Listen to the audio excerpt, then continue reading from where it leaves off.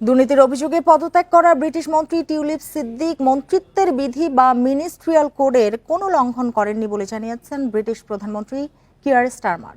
মন্ত্রিত্বের মানদণ্ড বিষয়ক স্বাধীন উপদেষ্টা লাউরি ম্যাগনাস প্রধানমন্ত্রীকে আশ্বস্ত করেছেন টিউলিপের বিরুদ্ধে কোনো আর্থিক অনিয়মের প্রমাণ পাওয়া যায়নি। পদত্যাগের পর টিউলিপের জন্য দরজা খোলা রইল বলে জানিয়েছেন প্রধানমন্ত্রী। 250-টিরও বেশি ডিজাইন অপশন নিয়ে ওয়ালটন স্মার্ট ফ্রিজ, বোঝে আপনার প্রয়োজন।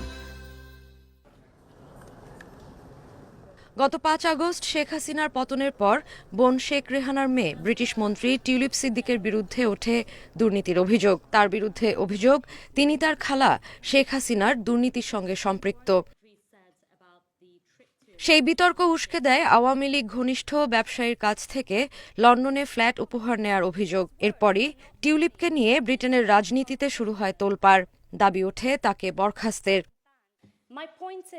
এরপর টিউলিপ দুর্নীতির অভিযোগ অস্বীকার করে নিজেই তার বিরুদ্ধে ওঠা অভিযোগ তদন্তের জন্য আহ্বান জানান মন্ত্রিত্বের মানদণ্ড বিষয়ক স্বাধীন উপদেষ্টা লাউরি ম্যাগনাসকে।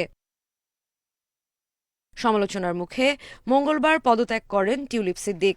এরপর ব্রিটিশ প্রধানমন্ত্রী কিয়ার স্টারমার এক চিঠিতে জানান লাউরি ম্যাগনাস তাকে আশ্বস্ত করেছেন টিউলিপ মন্ত্রিত্বের বিধি বা মিনিস্ট্রিয়াল কোডের কোনো লঙ্ঘন করেননি। এছাড়া কোনো আর্থিক অনিয়মের প্রমাণ পাওয়া যায়নি। এ সময় টিউলিপের জন্য দরজা খোলা রইল বলে চিঠিতে উল্লেখ করেন স্টারমার।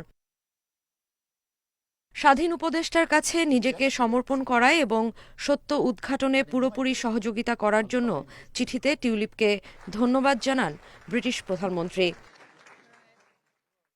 এর আগে মন্ত্রিত্বের মানদণ্ড বিষয়ক স্বাধীন উপদেষ্টা লাউরি ম্যাগনাস প্রধানমন্ত্রী স্টারমারকে একটি চিঠিতে জানিয়েছেন লন্ডনের ফ্ল্যাটের উৎস সম্পর্কে টিউলিপ জানতেন না এবং তার বিরুদ্ধে মিনিস্ট্রিয়াল কোড লঙ্ঘনের কোনো প্রমাণ পাওয়া যায়নি।